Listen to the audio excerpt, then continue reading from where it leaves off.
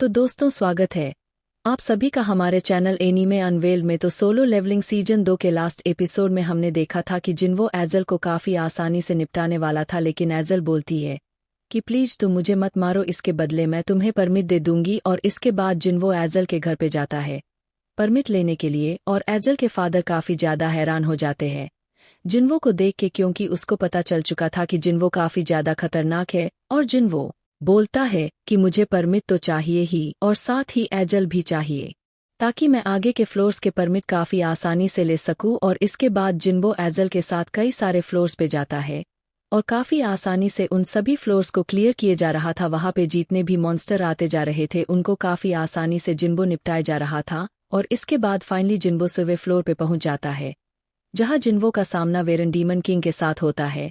और उन दोनों की बैटल काफी ज्यादा मजेदार थी। और इसके बाद हमें जापान के सबसे ताकतवर हंटर गोतुरियो का मीटिंग चेयरमैन के साथ दिखाया जाता है।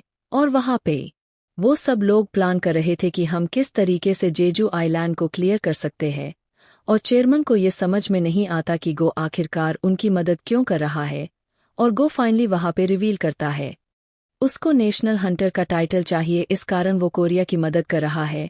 और जेजू आइलैंड वाला जो मिशन है वो सच में काफी खतरनाक है, और चेयरमैन के पास कोई ऑप्शन नहीं होता और वो उस ऑफर को एक्सेप्ट कर लेते हैं।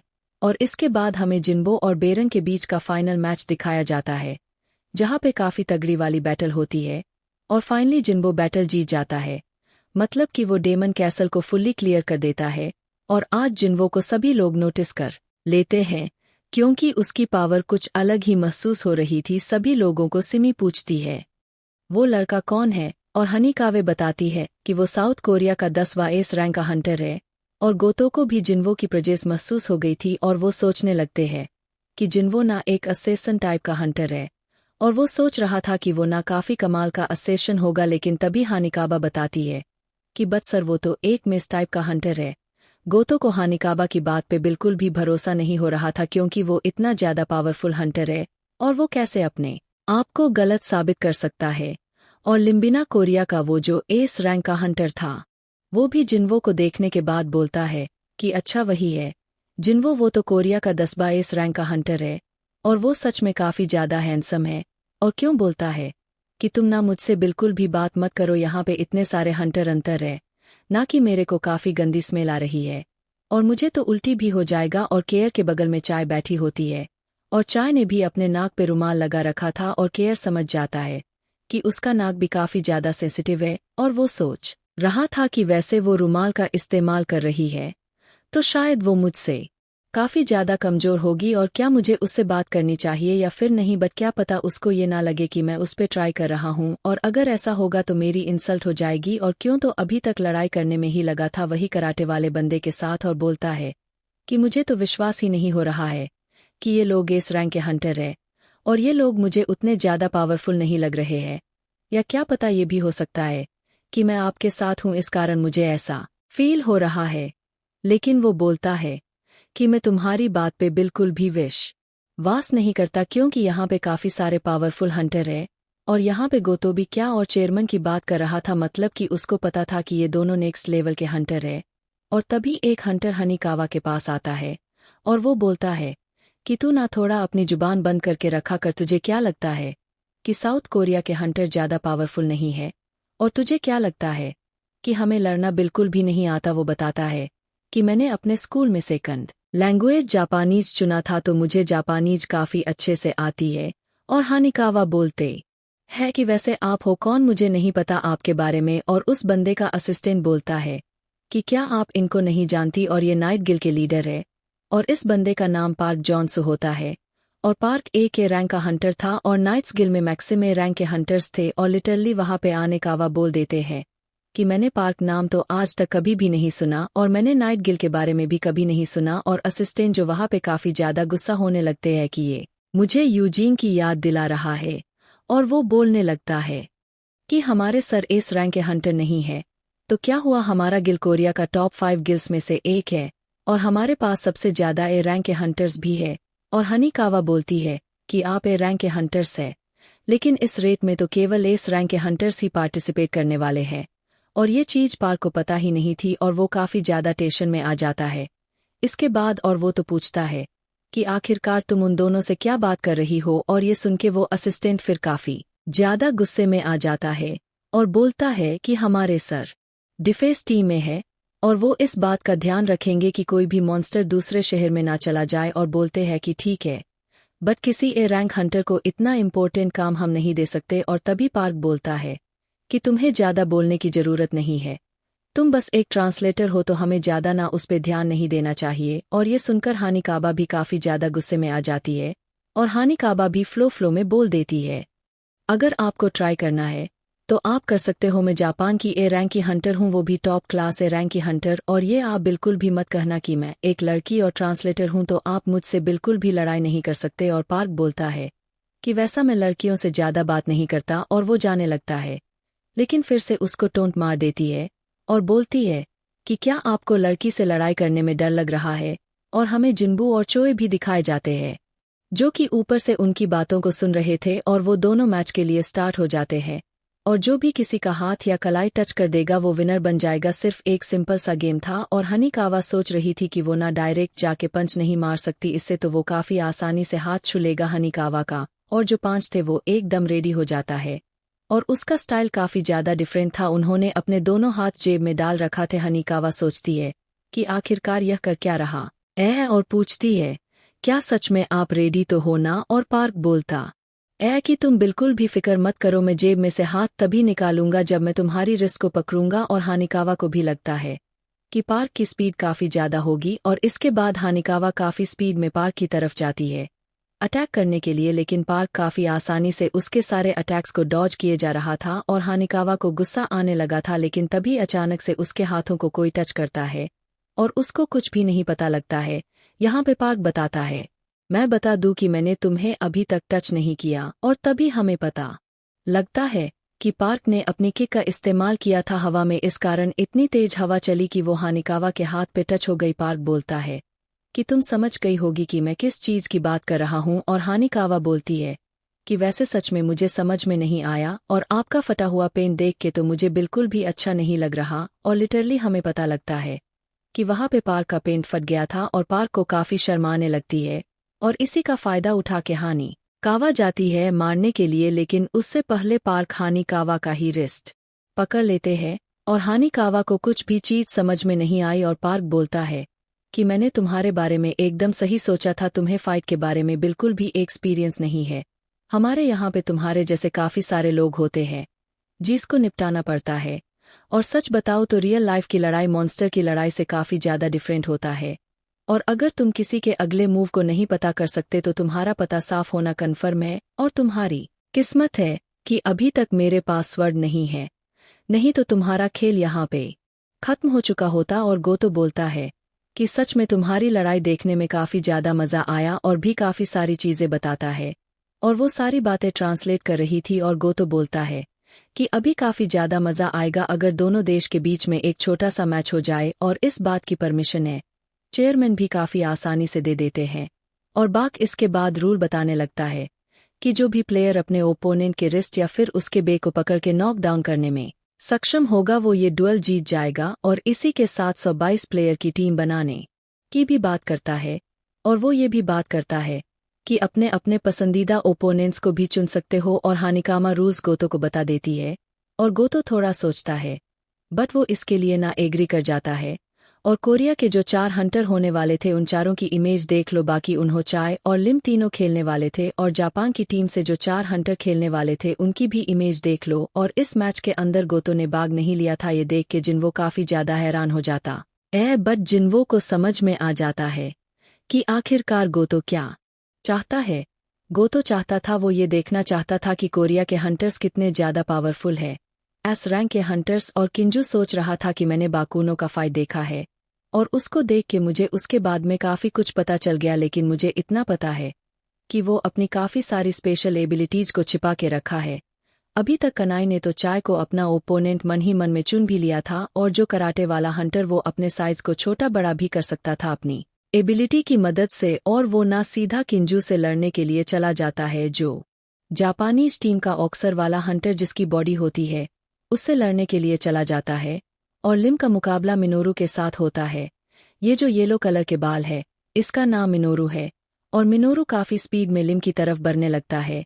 और लिम सोचने लगता है कि क्या ये इतना ज्यादा फास्ट है, क्या ये इसका मेन हथियार है, या फिर ये मुझसे कुछ छिपा रहा है। और लिम वो क्लोज रेंज में लड़ने में इतना ज्यादा बढ़िया नहीं था, इसलिए वो अपने बीच में गैप बनाने की कोशिश करता है और वो मैजिक एरो की मदद से मिनेरो के ऊपर अटैक करना स्टार्ट कर देता है। और मिनेरो काफी मुश्किल से उस अटैक से बचता है। और केवल मिनेरो ही नहीं, बाकी हंटर्स भी काफी मुश्किल से बचते उस अटैक से। और चेयरमैन को थोड़ा जिम का फिक्र होने लगता है। वैसे जिम काफी ज्यादा स्ट्रांग है। नॉर्मल या फिर ए रैंक के हंटर सबके लिए ये जिम को ज्यादा इम्पॉसिबल है। बट यहाँ पे 8 रैंक के हंटर लड़ रहे हैं, तो भाई ये टूट भी सकता है। क्या पता वहाँ चेयरमैन एक तरफ तो फाइट को एंजॉय कर रहे थे और दूसरी तरफ वो जेजू आइलैंड के बारे में सोच के ना काफी ज्यादा परेशान भी हो रहे थे। और उनको इस बात का भी डर लग रहा था कि जेजू आइलैंड के रेट में ना ये सभी यंगेस्ट हंटर है, जिनका फ्यूचर काफी ज्यादा बचा हुआ है। बट काफी सारे हंटर इनमें से मारे भी जा सकते हैं, क्या पता ऐसा हो भी सकता है।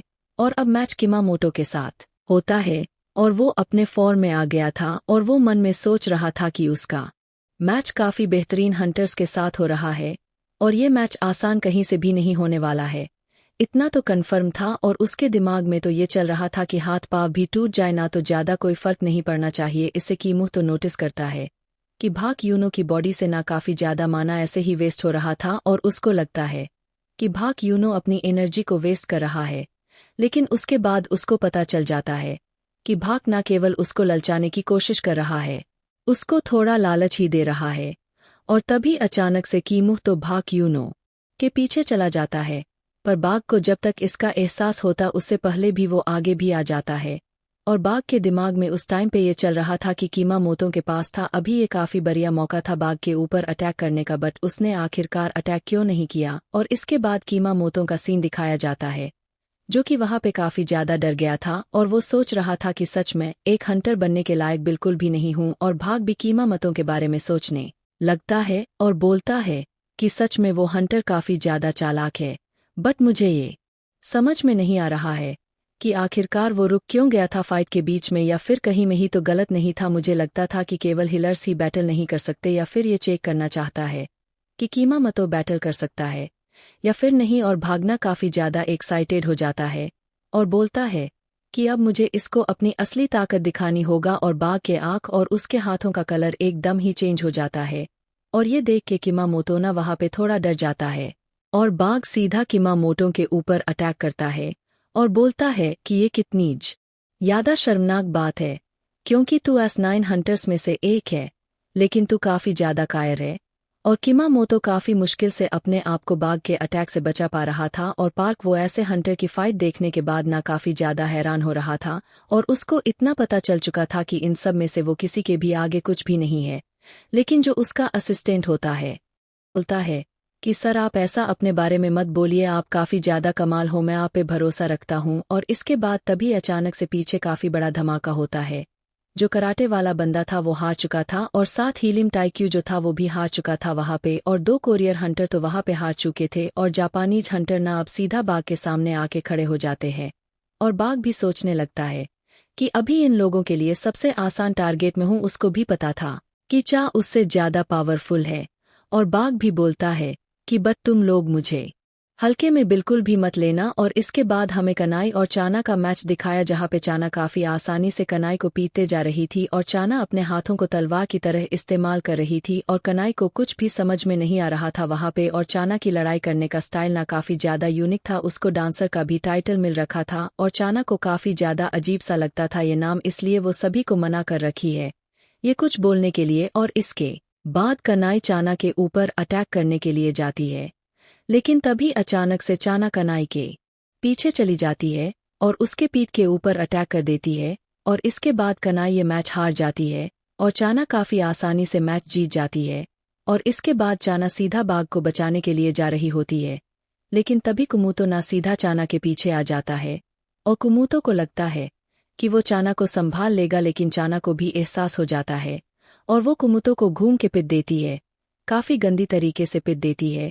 और लिटरली चाना का अटैक वो इतना ज्यादा फास्ट था कि किसी भी हंटर को नहीं दिखता, एस रैंक के हंटर्स को भी नहीं दिखता। और इसके बाद कुमुतो पागलों की तरह हरकतें करने लगता है और जापान के हंटर्स बात भी करने लगते हैं कि किमुतो जब गुस्सा हो जाता है तो उसके सारे सेंसेस अचानक से गायब हो जाते हैं और जब सब कुछ नॉर्मल हो जाता है तो उसके बाद उसको कुछ भी याद नहीं रहता। वो एक ए रैंक का हंटर था लेकिन उसके बाद भी वो ए रैंक के हंटर के बिल्कुल भी लायक नहीं था और इस कारण उसको स्ट्राइक स्क्वाड में कोई लेता भी नहीं था। बट उसके अंदर इतनी ज्यादा पावर थी, पागल होने के बाद वो भी रैंक की डंजन को अकेले ही क्लियर कर सकता था। बट उसको ए रैंक की डेंजर में नहीं लेके जाया जाता है क्योंकि वो कब पागल हो जाए अपने ही प्लेयर को पीटने लगे उसको खुद नहीं पता। और गोतो भी बोलने लगता है कि वो किसी हंटर के ऊपर अटैक करे उससे पहले हमें उसे रोकना होगा। और हनीकाबा भी बोलते हैं कि सर मेरे हिसाब से तो अभी उसको रोकने का ये काफी बढ़िया टाइम है। बट गोतो अभी रोकने के लिए मना करता है उसे। और इसके बाद कुमामोतो ना चाय के करीब घूमने लगता है और चाय को कुछ भी नहीं दिखाई देता तो वो चाय के ऊपर अटैक करने वाला होता है। लेकिन तभी हमारा जिन्बो आके वहां पे चाय को बचा लेता है और जिन्बो बोलता है कि बीच में आने के लिए माफ करना बट ये मैच थोड़ा ज्यादा ही सीरियस हो गया। और इसके बाद खुमाम तो जिन्बो के ऊपर ही अटैक करने के लिए आ रहा था और जिन्बो काफी आसानी से उसको पकड़ लेता है और जमीन पे पटक देता है। और गोतो जिन्बो के पावर को देखने के बाद काफी ज्यादा हैरान हो जाते हैं और एक बार अगेन हानिकाबा से पूछती है कि सच में जिन्बो मेज टाइप हंटर ही है।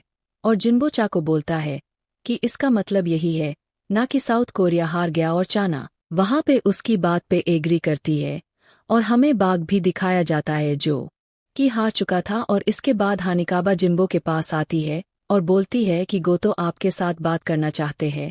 और इसके बाद गोतो जिन्बो के पास आता है और बोलता है कि क्या मैं तुम्हारे साथ एक छोटा सा मैच कर सकता हूं। और साथ ही जिन्बो को यह भी चेक करना था कि वो डीमन कैसल में तो विजय हासिल कर चुका है और अभी वो यहाँ पे कितना ज्यादा पावरफुल है।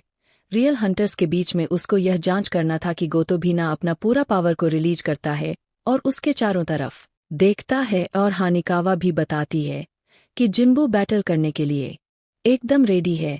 बट जिन्बो बोल देता है कि मैं फाइट तभी पार्टिसिपेट करने वाला हूं जब गोतो अपनी पूरी पावर के साथ मेरे से लड़ेगा। और ये सुनके लिटरली भाई कोरिया के सभी हंटर्स ना काफी ज्यादा हैरान हो जाते हैं।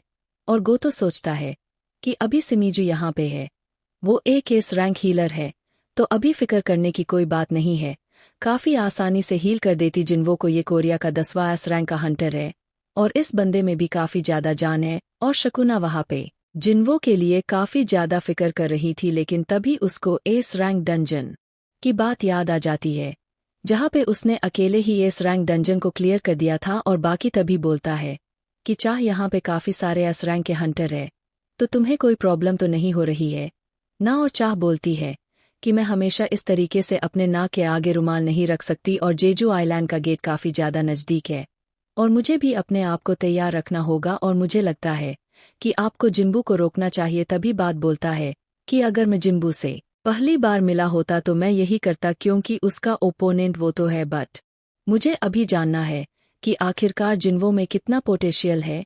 और ये बात तो आपको पहले से ही पता है कि बाघ को जिन्बो के ऊपर शक है कि वो लेवल अप कर सकता है। वो इकलौता एक ऐसा हंटर है जो कि लेवल अप कर सकता है और वो ना ये चीज कंफर्म करना चाहता था और इस फाइट के जरिए वो ये चीज कंफर्म कर भी सकता था। एक हद तक वो सोच रहा था कि अगर वो जो सोच रहा है वो सच हुआ, जिन्बो लेवल अप कर सकता है तो जिन्बो इस पूरी दुनिया का ना सबसे ताकतवर हंटर बन सकता है, टॉप 5 नेशनल हंटर से भी ज्यादा ताकतवर। और इसके बाद जैसे ही बैटल स्टार होती है एक सेकंड भी नहीं होता और सीधा गोतो जिन्बो के पास आ जाता है अटैक करने के लिए। और ये अटैक काफी ज्यादा पावरफुल था और जिन्बो उस अटैक को काफी आसानी से डॉज कर लेता है। उसको यह नॉर्मल सा अटैक लगा था। वो एक तरह से गोतो भी काफी ज्यादा हैरान हो गया था कि उसके अटैक को जिनको ने इतनी आसानी से रोक दिया। और इसके बाद तो उसको एकदम कन्फर्म हो जाता है कि जिन्बो मेष टाइप का हंटर तो बिल्कुल भी नहीं है। और गोतो सोचता है कि जिन्बो पूरी दुनिया से तो छुपाने में कामयाब हो गया बट वो मेरे हाथों से बिल्कुल भी नहीं बच सकता और मैं पूरी दुनिया को जिन्बो की रियलिटी के बारे में बता के ही रहूंगा। और जिन्बो को भी पता चल चुका था कि गोतो एस रैंक का हंटर है, आम रैंक का हंटर नहीं है। और इसके बाद गोतो अगेन वही अटैक करता है बट जिन्बो काफी आसानी से उसको डॉज कर लेता है। और जिन्बो उस टाइम पे ना स्माइल कर रहा था और ये देखे गोतो और भी ज्यादा गुस्सा हो जाता है।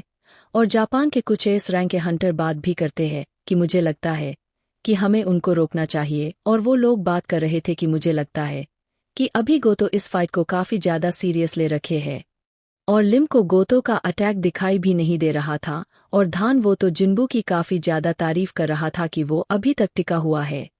गोतो के आगे और चाना गोतो के मैच को काफी गौर से देख रही थी और उसको पता चल रहा था कि जिन्वो अटैक को डॉच ही नहीं कर रहा, वो गोतो को उकसाने की कोशिश कर रहे हैं ताकि वो उसके ऊपर अटैक करे और गोतो लगातार जिन्बो के ऊपर अटैक किया जा रहा था और जिन्होंने काफी आसानी से उन सभी अटैक को डॉज किया जा रहा था और गोतो को भी पता चल चुका था कि अब उसको अपनी पूरी पावर का इस्तेमाल करना होगा और वो बोलता है कि मुझे अपने प्लेन्स में थोड़ी चेंजिंग करनी होगी और इस बंदे को थोड़ा उसकी औकात दिखानी होगी। और इसके बाद जिनको गोतों का हाथ पकड़ता है, लेकिन तभी सिस्टम का नोटिफिकेशन आता है और सिस्टम गोतो से थोड़ा सावधान रहने के लिए बोलता है। सिस्टम जिन्वो को और गोतो अगेन जिन्वो के ऊपर अटैक करता है और जिन्वो काफी आसानी से गोतों के अटैक को रोक लेता है अगेन और इस बार उसके हाथ को भी पकड़ लेता है। और अगर ये मैच ज्यादा लंबे टाइम तक चलेगा तो ये एक क्विज में चेंज हो जाएगा और इसके बाद जिन्वो को गोतो का खेल खत्म करना पड़ेगा, मतलब कि सिस्टम एक तरह से गोतो को विलेन समझने लगेगा। और जिन्वो बोलता है कि अगर मैं थोड़ा सा भी लेट हो जाता तो शायद मैं एक आंख से अंधा हो जाता। और गोतो भी काफी ज्यादा हैरान था कि जिन्वो ने उसके हाथ को इतनी आसानी से पकड़ लिया और गोतो उस टाइम में सोच रहा था कि जिन्वो चाहता तो मेरे रिस्ट को पकड़ के मैच को यहीं पे खत्म कर सकता था, बट उसने ऐसा नहीं किया। और गोतो भी बोलता है कि क्या तू मेरे साथ मजाक करने की कोशिश कर रहा है। और जिन्वो बोलता है कि आप किस बारे में बात कर रहे हो, वैसे आपको पता है ना कि अगर मैं आपके हाथ की जगह कलाई को पकड़ता तो मैच काफी आसानी से खत्म हो जाता। और अब दोनों ही अपने फाइनल अटैक के लिए एकदम रेडी हो जाते हैं और इतनी ज्यादा पावर देख के कोरियन और जापानीज दोनों ही हंटर काफी ज्यादा घबरा जाते हैं और उन दोनों को रोकने की कोशिश करते हैं। और वहां पे वो दोनों पंच मारने वाले थे, लेकिन उससे पहले काफी सारे हंटर मिलके उन दोनों को पकड़ लेते हैं। एक तरह से वाक और चार दोनों अपनी पूरी ताकत लगा देता है केवल इनको रोकने के लिए और वो समझाने लगते हैं कि अगर तुमने उसको कुछ भी कर दिया तो अभी जो रेड होने वाला है जेजू आइलैंड का उसका लीडर गोतोई होने वाला है और अगर कुछ उन्हें हो जाता है तो हमारा पूरा का पूरा मिशन खराब हो जाएगा। और बोलता है मुझे माफ करना, मैं तुम्हारे मैच के बीच में आ गया, बट ये थोड़ा इम्पोर्टेंट था। और डॉन भी बोलता है कि जिन्बू तू सच में काफी ज्यादा इम्प्रेसिव है, तूने मुझे काफी ज्यादा इम्प्रेस कर दिया। और वैसे हमारे गिल में काफी सारे टाइप के हंटर है और हमें कुछ फाइटिंग हंटर की जरूरत है, तो तुम चाहो तो तुम हमारे गिल में आ सकते हो। मतलब कि वो चाहता था कि जिन्वो उसके गिल में आए, लेकिन तभी ऊपर से चॉइस चिल्ला के बोलता है कि जिन्वो भी एक मेज टाइप का हंटर है और फाइटिंग हंटर नहीं है। और ये सुन के दोनों हैरान हो जाता है। और एक तरह से देखा जाए तो यहाँ पे जिन्वो की जीत हुई उन सभी हंटर्स के आगे। जिन्वो अकेले उन सभी एस रैंक हंटर्स को हरा सकता है। अब ऐसा क्यों था? क्योंकि जिन्वो ने उन सभी एस रैंक हंटर्स के शैडो में अपनी शैडो आर्मी को ऐड कर दिया था, मतलब कि उनकी परछाई में जिन्वो के शैडोज छिपे हुए हैं। किसी भी हंटर को ये सेंस नहीं हुआ, गोतो को भी इसके बारे में कुछ नहीं पता चला। और तभी जिन्वो बोलता है कि मैं जेजू आइलैंड में पार्ट नहीं लूंगा, या फिर लूंगा, आप इसी बारे में जानना चाहते हैं। वो चेयरमैन को बता रहा था और ये सुनकर चेयरमैन काफी ज्यादा घबरा जाता है और वो सोचता है कि कहीं जिन्बो मना ना कर दे। और वहीं दूसरी तरफ गोतो जिन्बो के साथ बैटल करने के बाद लिटरली काफी ज्यादा घबरा चुका था। और इसके बाद हमें दिखाया जाता है जो कि जिन्वो के बारे में सोच रहा था। वो अगेन सोच रहा था कि क्या वो सच में लेवल अप कर सकते हैं और उसको अपने गिल में रिक्रूट कर रहा है। ये तो एकदम समय की बर्बादी थी, बट उससे ना मुझे एक अच्छा रिश्ता बना के रखना होगा, उसके लिए मेरे पास काफी सारे तरीके हैं। और इसके बाद तभी के मोबाइल पे ना एक मैसेज आता है और जेजू आइलैंड पे कौन कौन से हंटर रेट में पार्टिसिपेट करने वाले थे उन सभी का लिस्ट होता है उसके अंदर। और वो लिस्ट को देखने के बाद बाकी काफी ज्यादा हैरान हो जाता है, क्योंकि उसके अंदर जिन्बू का नाम होता ही नहीं है। और इसके बाद हमें गोतों का सीन दिखाया जाता है और वो ब्लेड गिल के वाइस गिल मास्टर से बात कर रहा था। गोतो बोलता है कि सुगिमो, तो मुझे लगता है कि फोरिया के पास एक काफी बेहतरीन हंटर है। और तो बोलता है कि सर आप मजाक तो नहीं कर रहे ना? अच्छा, वो चाहे कितना भी ताकतवर हो लेकिन आपके सामने तो कुछ भी नहीं होगा वो। और गोतो बोलता है कि सच बताओ तो मुझे उसके बारे में नहीं पता कि मैं उससे ताकतवर हूँ भी या फिर नहीं। और ये सुन के सुगीमो तो भी काफी ज्यादा हैरान हो जाता है और सुगीमो तो उसका नाम पूछता है और इसके बाद वो बताने लगता है कि जो नाम आपने बताया संजेंगबू, उस नाम का तो कोई बंदा ही नहीं है जो कि आने वाला जेजू आइलैंड के रेट में पार्ट लेने वाला है। और गोतो भी काफी ज्यादा हैरान हो जाता है और वो सोचता है कि चेयरमैन जिम्बू जैसे हंटर को अपनी रेट में शामिल करने के लिए कुछ भी कर सकते हैं। और सुगीमे तो बताता है कि सर इस रेट में 16 रैंक के हंटर पार्टिसिपेट करने वाले हैं, तो हमें इतना ज्यादा फिक्र नहीं करना चाहिए, हम आसानी से उस रेड को क्लियर कर देंगे उसको। और इसके बाद हमें जेजू आइलैंड का सीन दिखाया जाता है जहाँ पे एक एंट दूसरे एंट को ना मार के खा रही होती है और एंट क्वीन जो होती है वो भी बोलते हैं कि हमें इस आइलैंड से जल्दी से बाहर निकलना होगा क्योंकि यहाँ पे हमारे खाने लायक कुछ भी नहीं बचा और मेरे बच्चे एक दूसरे को मार के अपनी भूख मिटा रहे हैं और मैं इसको ज्यादा देर तक ऐसे नहीं चलने दे सकती और हमें हमारे राज्य की रक्षा करने के लिए और ताकतवर सिपाहियों की जरूरत होने वाली है और तुम्हें काफी ज्यादा ताकतवर बनना होगा, इतना ताकतवर कि तुम्हारे आगे कोई भी टिक ना सके। और इसके बाद हमें रानी का कमरा दिखाया जाता है और वहाँ पे अनगिनत अंडे होते हैं और एक अंडे में से काफी पावरफुल सा एंट बाहर निकल रहा होता है और ये बाकी एंट के मुकाबले में काफी ज्यादा डिफरेंट था और वो हुक्म करती है कि तुम जाओ और अपने आसपास के सभी चीजों को डिस्ट्रॉय कर दो। और इसके बाद हमें जिम्बू के घर का सीन दिखाया जाता है। जिन्वो ने घर की हालत काफी ज्यादा बढ़िया कर रखी थी, वो देख के बोलती है कि काफी टाइम से मैं हॉस्पिटल में थी तो क्यों ना हम सभी मिलके आज घर की साफ सफाई कर ले। और इसके बाद इतना तीनों घर की साफ सफाई करने लगते हैं और मदर उस टाइम पे बोलती है कि सच में घर काफी ज्यादा पुराना हो गया है।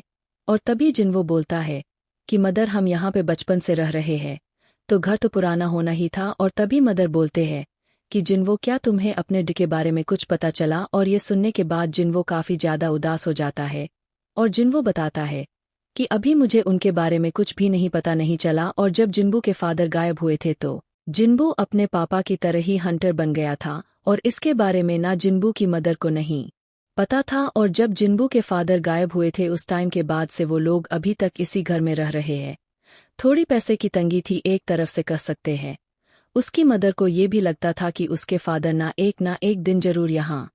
और जिन्बू अपनी मदर को अकेला नहीं छोड़ना चाहता था, इसी कारण से जिन्बू ने रेड में भी पार्ट नहीं लिया था। और इसके बाद हमें रिपोर्टर्स दिखाए जाते हैं जहाँ पे जेजू आइलैंड के रेड का में एक दिन बचा हुआ था और उससे पहले वो लोग इन्फॉर्मेशन शेयर कर रहे होते हैं और कुछ एंट मॉन्स्टर इवॉल्व कर चुके थे, उनकी भी फोटोज हमें दिखाई जाती है। और स्टार्टिंग में तो ये एंट मॉन्स्टर काफी ज्यादा नॉर्मल थे लेकिन समय के साथ साथ उनके अंदर ना काफी ज्यादा बदलाव आने लगा। और जब थर्ड पार्ट आ गई इन्वेस्टिगेशन करने के लिए तो उनको पता लगा कि एकदम ही इवॉल्व हो चुके हैं, एकदम ही चेंज हो चुके हैं।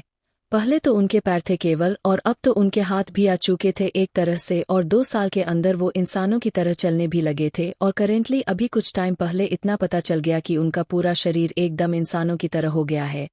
और सबसे इम्पोर्टेंट अभी उनके पास भी दिमाग आ चुका था जिस कारण वो एक जगह से दूसरी जगह पे भी ट्रैवल कर सकते थे। और ये सुन के ना सभी लोग वहाँ पे काफी ज्यादा हैरान हो जाते हैं और उनको समझ में आ जाता है कि जापान और कोरिया एक साथ मिलके क्यों काम करने वाला है। और सब लोग यही सोच रहे थे कि आखिरकार जिन्वो इस रेड में पार्टिसिपेट क्यों नहीं कर रहा। और इसकी खबर के बारे में काफी सारी चीजें इंटरनेट पे फैलने लगी थी और वो ये सारी चीजें जिन्वो भी देखता है।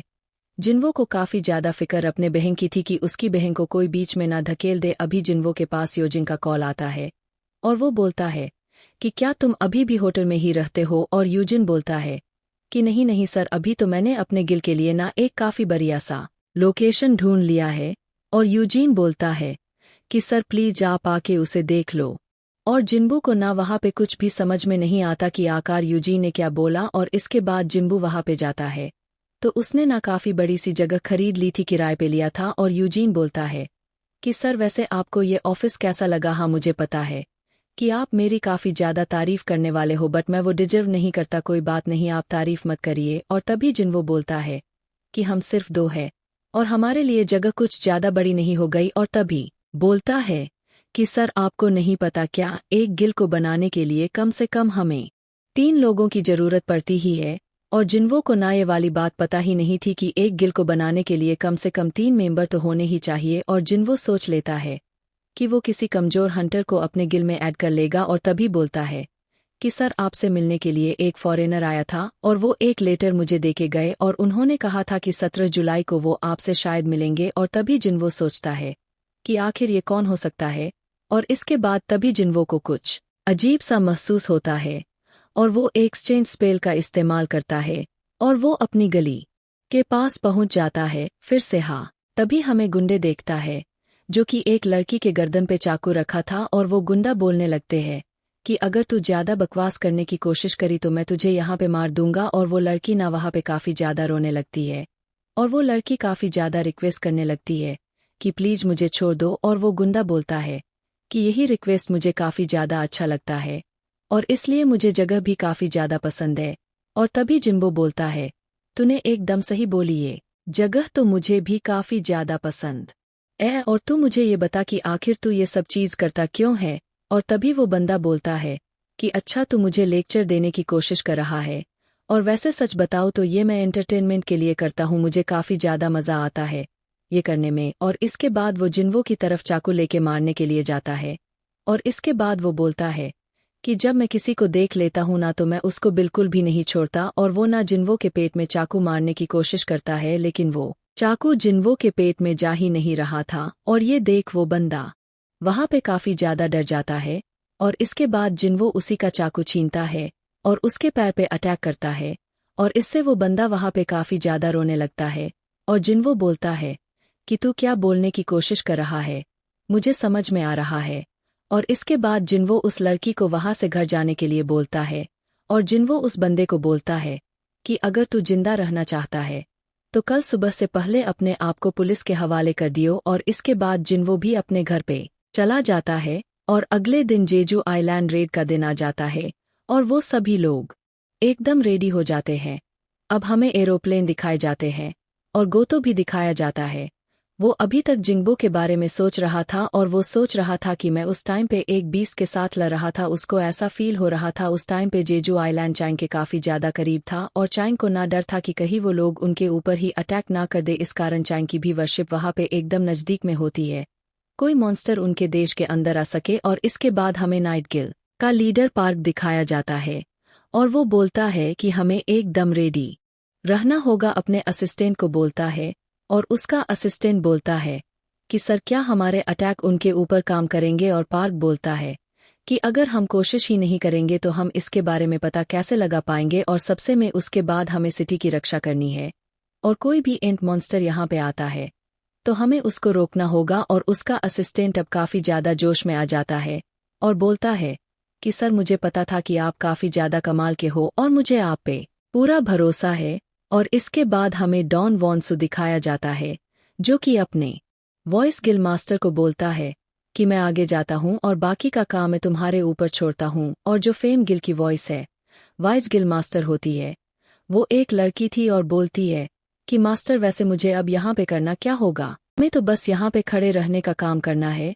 और डन बोलता है कि हमारे गिल के सभी मेंबर्स यहाँ पे मौजूद है, और उन सभी को कंट्रोल करना मेरे बस की तो बात बिल्कुल भी नहीं है, और सच बताओ तो ये जिम्मेदारी मैं अभी तुम्हारे ऊपर छोड़ता हूँ। और तभी वो लड़की बोलती है कि सर आपको पता है कि वाइस गिल मास्टर तो एक टाइटल है, कोई काम का नहीं है।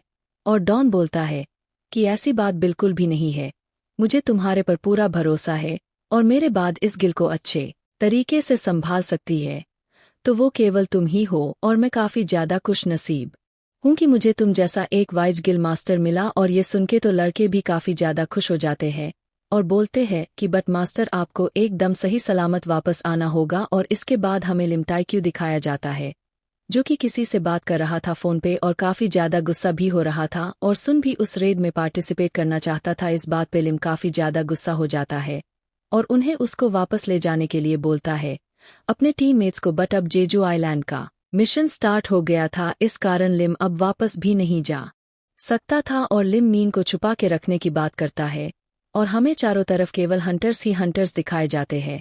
और ये इसलिए होता है कि कोई भी चीटी मॉन्स्टर इधर उधर चला जाए ना तो वो हंटर्स उनको संभाल ले, मतलब कि शहर की तरफ उनको ना आने दे। यहाँ तक कि शहर के अंदर भी काफी तगड़ी वाली सिक्योरिटी थी, और उनमें केवल ए और बी रैंक के हंटर्स थे। और साथ में जूही और मिस्टर सॉन्ग भी दिखाए जाते हैं, जो कि रिटायर हो चुके थे। रिटायर हंटर्स भी यहाँ पे पार्टिसिपेट करने वाले थे। और इसके बाद फाइनली हमें कोरिया का एस रैंक हंटर का हेलीकॉप्टर दिखाया जाता है, और ये चीज एकदम टीवी पे लाइव टेलीकास्ट होने वाला था 10 मिनट के डिले के साथ। और अगर कुछ ज्यादा खून खराबा तो उसको कट कर दिया जाएगा। और वहां पे कैमरामैन अपने आप को इंट्रोड्यूस करवाता है, और बाकी वो सोच रहा था कि मुझे यकीन नहीं हो रहा कि चेयरमैन इतने खतरनाक मिशन में एक कैमरामैन को हमारे साथ भेज रहे हैं।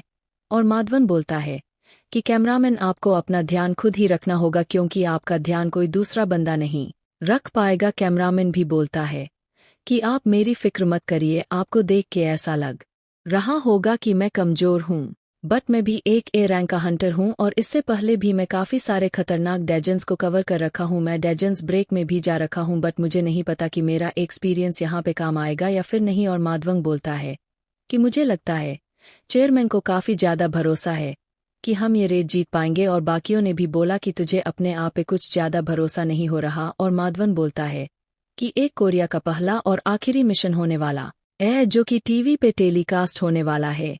इस रैंक का मिशन देखा जाए तो हम इस रेड में ऑलरेडी 3 बार फेल हो रखे हैं, तो ऑडियंस भी इसको देखने के लिए काफ़ी ज़्यादा एक्साइटेड है।